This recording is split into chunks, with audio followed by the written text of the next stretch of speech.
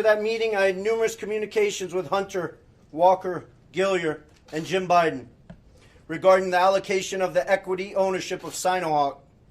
On May 13, 2017, I received an email concerning allocation of equity, which says 10% held by H for the big guy.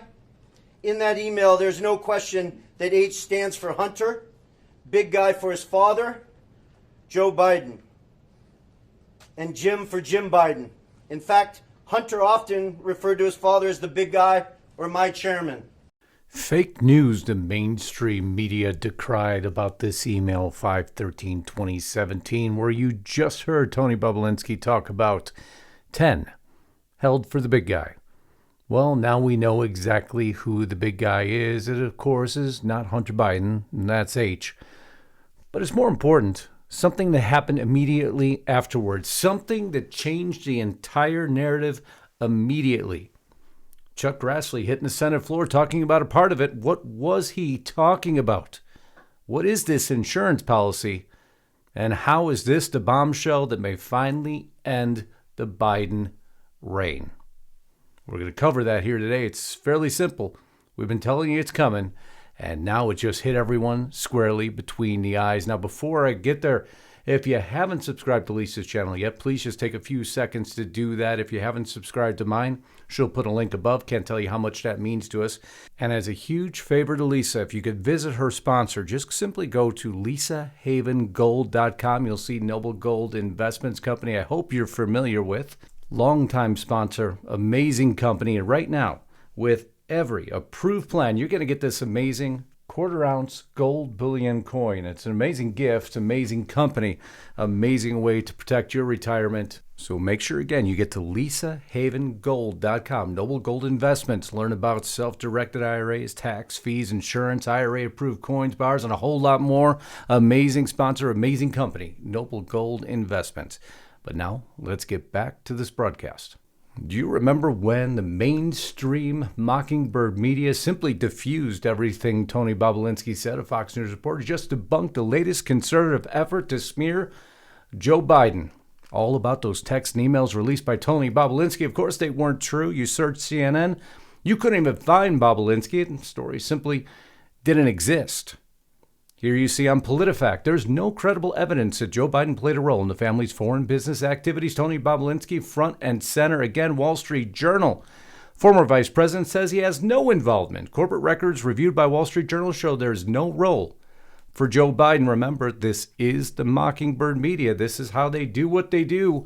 There is no evidence that the former vice president was involved in or profited from a joint venture pursued by his son and brother. Questions and answer, again, all about the big guy.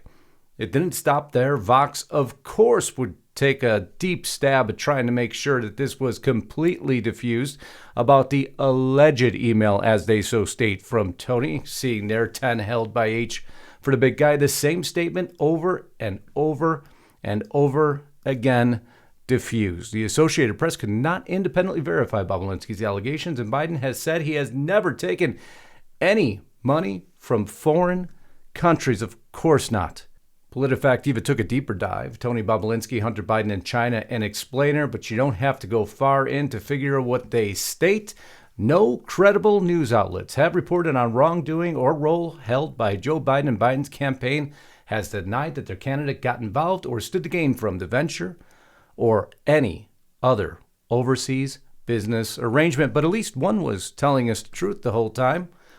Of course, this is called fake news, wasn't it? This never happened. How dare you report on the laptop anything contained within it, Tony Bobulinski's statements, or anything that has now come out in the wash, and Joe Biden has a huge problem on his hands. I did, though, go through Snopes, of course, and tried to say, did Joe Biden take a bribe? And man, there's not a single article on it. Simply doesn't exist. Incredible, isn't it? But thankfully, the big guy license plate was called, pants on fire by PolitiFact, because that's the important and relevant message that needs to be relayed to the American public. Of course, Joe had a little bit to say about this. Wait. The bribery allegation, Congresswoman Nancy Mace says there's damning evidence an FBI file that you sold out the country. Do you have a response to the congressional Republicans? Where's the money? I'm joking. Mr. President, It's a bunch of malarkey. Mr. President, what do you Wait. The bribery allegation. Boy, the quotes that will go down in history, of course, the ones that, well, now have to be covered because so much has come out. All about this disclosure that Comer was looking for from the FBI. On the day, members of Congress learned from an FBI document linked then to VP Joe Biden to receive $5 million from Burisma in a pay-for-play scheme. Biden's DOJ announces another indictment of the leading candidate for the GOP presidential nomination. We all know that is none other than Donald J. Trump. We reported this in real time as it happened. Ahead of this story, told you that they were more than likely, in our humble opinion, at least in my humble opinion, going after both the candidates. I don't think either are going to make it to the race, or if they do and they then have to exonerate themselves, well, that'd be the first time in U.S. history, most definitely go to the Supreme Court. But much more to this story. Something else happened. Chuck Grassley pulls it out in just a minute. First, Andy, big states. I've reviewed the material in the FBI's FD 1023 form, and the content is jaw-dropping. The record gets us closer to bring Joe Biden to justice. His source in the record is highly credible and has worked with the FBI for years. I'll keep you posted on what comes next. Because now Biden is accused, according to these documents, of taking a $5 million bribe, according to the FBI heavily redacted document itself, just to be very specific there. As we discussed days and days ago, the accusation was described by a confidential human source in a June 2020 interview with the FBI, according to Fox News, and comes from the contents of the FBI's FD 1023 form. The document alleges that Joe Biden was paid by Burisma in a criminal bribery scheme to influence U.S. foreign policy in 2015 and 2016 when he was vice president. Of course, all this information was shelved for years. The FBI knew about it. Whistleblower came out, didn't do anything about it, and they made sure you never heard about it. And if we didn't find out about a Hunter Biden laptop from a Mac repairman, none of this would have ever came out. It would have all remained a secret, quiet. But of course, we the people are always the last to know, aren't we? Joe Biden referred to his big guy in dealings with Ukraine. FBI record reportedly reveals. Now, isn't that a problem?